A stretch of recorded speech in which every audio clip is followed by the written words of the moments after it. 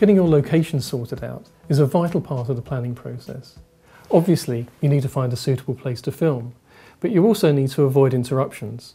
Find out about what other activity may be going on when you want to film. You need to get permission to film, and you also need to make arrangements for the comfort and safety of your crew and contributors, and the safety of anyone you may come into contact with when you're filming. It's really useful if you can visit your locations before you make any firm arrangements. If you're filming interviews, you'll need to make sure that the space is large enough for you, your crew, your interviewee, and any observers, your client for example. Providing some depth between your interviewee and the background makes for a better shot. Do you have this space, and is the background suitable? Use your camera to find a good position for filming. Well, this looks good. I'm in the corner of the room and the interviewee will be in front of me, and there's plenty of room between them and the background. I need to find a good position. I think that looks okay. Okay. Don't be afraid to move chairs or desks or any furniture or posters or pot plants, anything like that. But it's always best to ask first.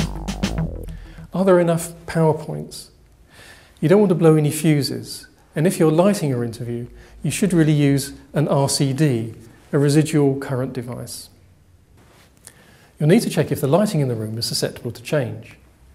On sunny days, you'll notice the lighting in the room change throughout the day, especially if you've got large south-facing windows. Now, these curtains will be very good for blacking out the window, but you could also use black bin bags as well. Is there likely to be any extraneous noise? Are you underneath a flight path? Is there going to be building works or grounds maintenance going on when you plan to film? Hammering, drilling, traffic noise can make a huge difference to your schedule if you need to move somewhere quieter at the last minute.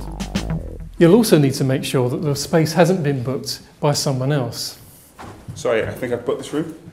Oh, right, okay, hold on a minute. The thing to remember is that if you plan ahead and check for space, power, lighting and noise, then you have plenty of time to make other arrangements to find another suitable interview location. And that means you too.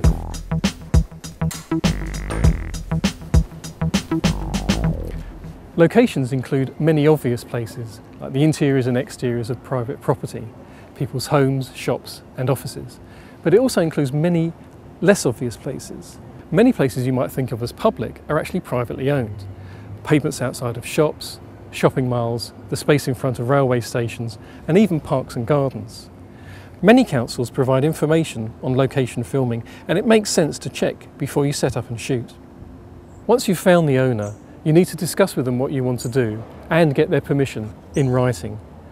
You can usually use a location release form, but you need to discuss that with each owner.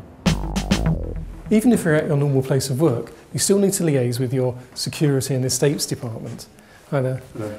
You need to arrange parking, ease of access to the location, and cause as least disruption as possible when you're filming. The safety of yourself, your crew, your contributors and clients, and any others you come into contact with is paramount.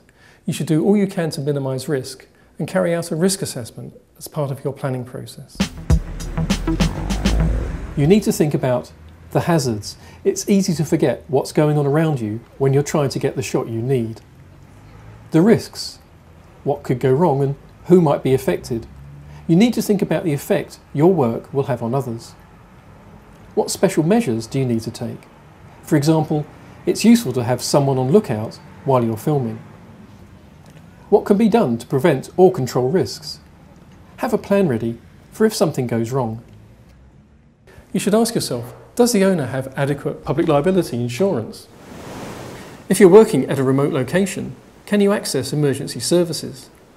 Has the location adequate catering and toilet facilities? Will you need to provide refreshments? And if you're using lighting during filming, will you need to provide ventilation to avoid overheating? When planning to film on location, you should first have a look at the places you're planning to film before making any firm arrangements. At this stage, it's easy to minimise the risk of things going wrong and not leave things to chance. You should ask yourself, is this a suitable location? Will you be interrupted? Do you need permission to film here? What health and safety risks are there? And what can you do to minimise them? If you plan ahead and manage foreseeable risks, you'll have more time to deal with problems when they occur. Okay, Amy, I think we're ready for your interview now.